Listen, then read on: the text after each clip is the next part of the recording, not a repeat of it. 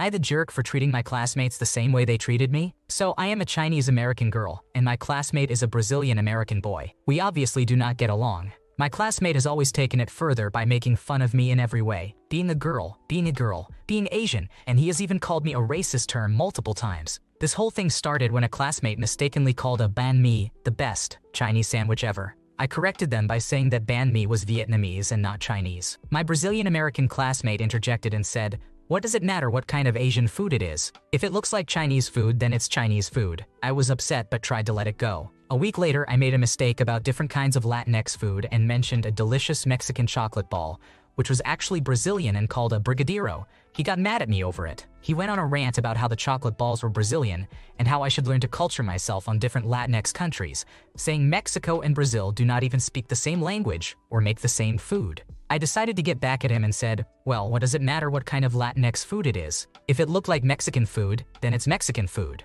This made him angry enough to tell his mother, who came to the school to complain to the teachers that I was being racist to her son. This likely explains why I have in-house suspension for the next 2 weeks, as my principal called me to the office about my racist behavior toward the Brazilian American classmate. When I tried to explain that he started it and is always racist to other classmates, including me, my teacher told me it was still unacceptable for me to make discriminatory comments just because he had started it. They said it was even more unacceptable because he was a poor Latinx, implying he had it harder than a well-off Asian like me, even though my family is not well off. That comment rubbed me the wrong way. Even though my teacher was right that I should not have stooped to his level, I do not think I was entirely wrong in what I did. My family does not think I did anything that bad either, besides stooping to his level, and they believe I do not deserve this suspension. Am I the bad person here?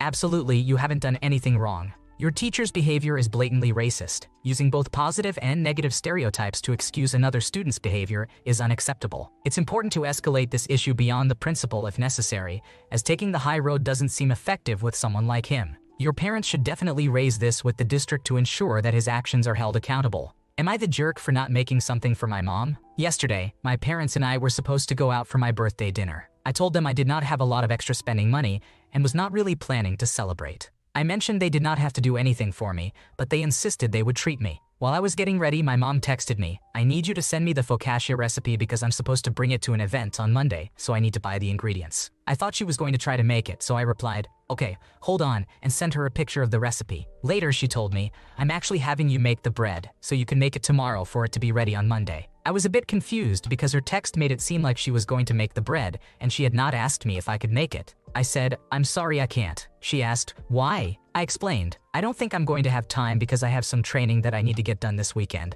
and I was going to work on it on whatever night we weren't going to dinner because there's a lot to finish." She responded with, "You have plenty of time, but if you can't make it, then forget it, I just won't bring it." I said that it sounded like she was going to make it because she asked for the recipe. She then said, "I just can't believe you wouldn't make the time to make it," before going to her room. Later, she told me, "I don't ask you to do very much, but the only reason you aren't doing this isn't because you can't. It's because you're selfish and you just don't want to." I replied, "It's not fair for you to say that because you've asked me to do this for you before, and I have. It's not that I don't want to help you, but I have things for work I was going to dedicate time to this weekend, and I wish you'd asked me earlier." She claimed I would feel the same as her if the roles were reversed. I told her that I respect others' boundaries and don't try to guilt trip them when they have to say no. I gave her my reasons, but she chose to believe otherwise. During this conversation, she called me little girl, I am 24 years old, and told me that I sounded foolish. I told her I was done talking because she was being very disrespectful to me, and I wasn't going to stand there while she spoke to me that way. Of course, she wouldn't let me disengage from that conversation and told me that I wasn't going to walk away from her in her house. It made me feel like I owed her this favor, and I told her that it felt like she wanted this conversation to happen. A reason not to want to do the birthday dinner after that and to hold it over my head. Frankly, I didn't either. She teared up, saying that it made her feel taken advantage of and taken for granted, especially since she was spending money on me. She felt like I didn't love her and that I wouldn't care if something happened to her. It's clear that the mom is engaging in some serious boundary stomping and manipulation. She tried to volunteer time that wasn't hers to give, all to boost her own social clout. When boundaries were set, her reaction was to immediately attack those boundaries, using deflection and guilt tripping to maintain control. It's important to prioritize personal commitments and mental space, standing firm against such manipulative tactics. Am I the jerk for calling out my friend in front of strangers? We are a group of 4 friends, all women. Most of us are in our mid to late 30s, but Sabrina is 25 years old, making her over a decade younger. Sabrina and I are both from this country, but our other 2 friends are not. Louisa is 36 years old and is going to give birth to her first child in about a month. Idris is 35 years old and already has a small child. She has been married to her husband for a long time. Yesterday was Louisa's baby shower. Besides us 3, one of Louisa's friends from her home country and several of her husband's cousins attended. We organized it all together, and everything went well until Idris had to leave before we started the games. Her husband did not want to socialize with the other male spouses and declined our offer to join us at the baby shower. He made Idris leave earlier than she wanted to, which is a recurring issue and, I believe, the crux of their problems. Idris cannot drive in this country and cannot use the train on these occasions because her husband gives her trouble when she does get back. All 3 of us know this. Idris was crying in the kitchen, and Louisa and I were comforting her. She did not want to go back into the living room to get her bag and jacket and asked me to do it. I went and got her things from the living room. As I did, I motioned to Sabrina to keep the conversation going and not ask any questions at that moment. Instead, Sabrina got up, came into the hall, and loudly asked Idris if she were leaving, and if she was not even going to say goodbye. After Idris had left, Sabrina complained to the whole group that Idris did not say goodbye and that she could have taken the train. I then told Sabrina not to criticize our friend in front of everyone and that she should try to understand Idris and respect her wish to leave quietly. After the party, Sabrina sent me a long text about how I had hurt her feelings. I agree that calling her out in front of people we did not know might have been wrong. Am I the one at fault?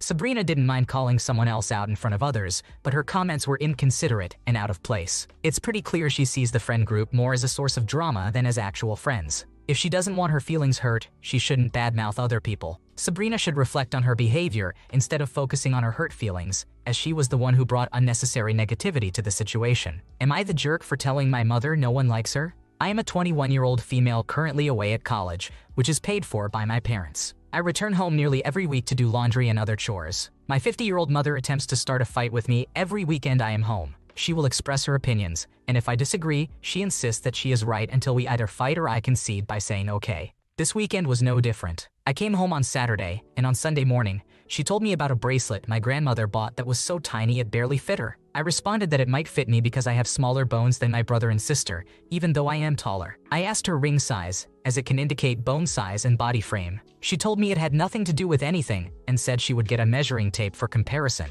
I told her not to bother and agreed with her to avoid an argument, but she insisted. My measurement was 6 inches and hers was 5.5 inches. She became loud, insisting she was right, and accusing me of wanting to argue, even though I clearly wasn't. I pointed out that she was the one holding the measuring tape, so she must have wanted to argue. I then expressed my feelings, telling her that she had abused me mentally, verbally, and physically throughout my life. I shared that I had been examining my behavior and realized I also have tendencies to make myself right, but unlike her, I am working on changing. I mentioned that this might be why no one invites her to events or wants her around because she constantly behaves this way, making conversations with her awful and condescending. I explained that while my sister was home for the summer, she kept going out with friends because our mother was unbearable to deal with. I told her that the way she speaks to people is unacceptable, and I yelled most of these things. I mentioned that constantly being told you are a burden from birth does make you bitter and angry. Her response was to call me crazy, bitter, angry, or a liar, which is typical for her. She claimed she had changed and grown, and she apologized in 2020, but her behavior remains the same. She accused me of being abusive and said she doesn't want to take criticism when I berate and belittle her. She says this anytime someone points out her mistakes. I understand how I may seem at fault because my outburst appeared sudden and unexpected. I know she may spin this story to make me look worse. From my point of view, am I the one at fault here?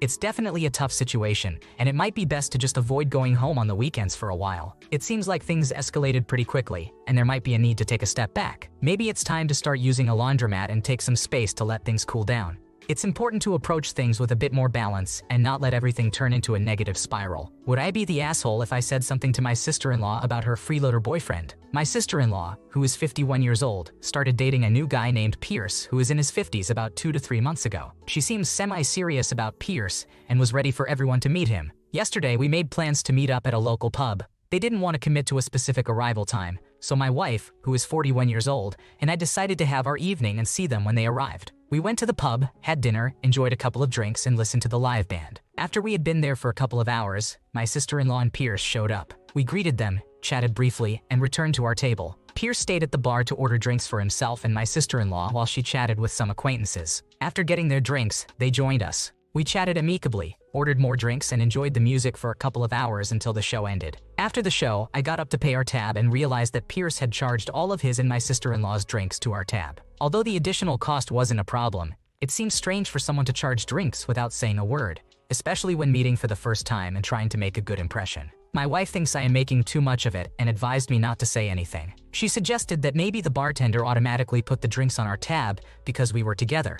However, Pierce ordered their first round before they joined us, and he never inquired about the bill, expressed surprise that it had been paid, or thanked us. We regularly treat my sister-in-law when we go out together, so maybe she mentioned that to Pierce beforehand. Still, I don't think she would have told him to charge drinks to our tab without asking. When my sister-in-law first started dating Pierce, she mentioned that he made okay money, but was very cheap. She didn't like that about him. While this incident is minor, I find it concerning that this is how he acts when trying to make a good impression. If my sister-in-law was already unhappy about his frugality, she should probably know about him charging drinks to our tab. Would I be the bad person if I told her about it?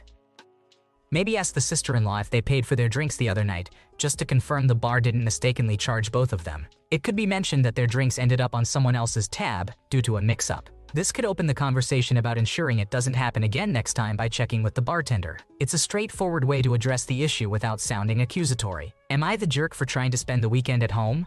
I've been training for a new position at my job for the past 2 Saturdays and really just wanted to spend this Sunday at home. My boyfriend made plans for us to go to a flea market in our city with his cousins, but I told him that I did not want to go. I kept reiterating days before that I would not be coming, but my boyfriend refused to take no as an answer. This morning I overheard my boyfriend on the phone with his cousins and waited until he got off to let him know that I would not be going. He again would not take no as an answer and convinced me to go. When we got there, we met up with his cousins and walked around for a little bit, but soon after, I became very hot and started sweating. I asked my boyfriend for his car keys and said I was going to sit in the car with the air conditioning to cool down for a little bit. I cooled down in the car and returned to the flea market about 30 minutes later. His cousins were just about finished shopping, and we all decided to leave to get something to eat. On our way out, his cousins got separated from us. We finally found them, and they were at a jewelry stand looking for some more things to buy. I got annoyed because we had just discussed leaving.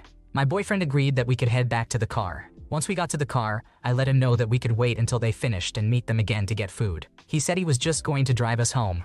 On the way home, he started speeding, indicating that he was angry. I told him to slow down and he told me to be quiet. I told him not to talk to me like that, and we started having an argument. He said that I should have just stayed home and that I always ruin everything. He wished I was more like his cousin's girlfriend because she was having a good time. I told him that I tried to stay home, but he would not let me and to never compare me to another girl again before I start comparing him to other men. He kept reiterating that I should have stayed home and would not understand that I tried to, but he would not let me. So am I the wrong person for wanting to spend my Sunday at home? You are not in the wrong. His driving dangerously to scare a partner is definitely abusive behavior. This situation is a good chance to learn to stand up for yourself and set firmer boundaries. Take it as an opportunity to evaluate your entire relationship with him. Be careful and consider why he thought forcing you into going was a good idea. Thanks for watching. When you subscribe, make sure to hit the bell to turn on notifications so you never miss a video. To finish listening to all the stories, check out the playlist in the description.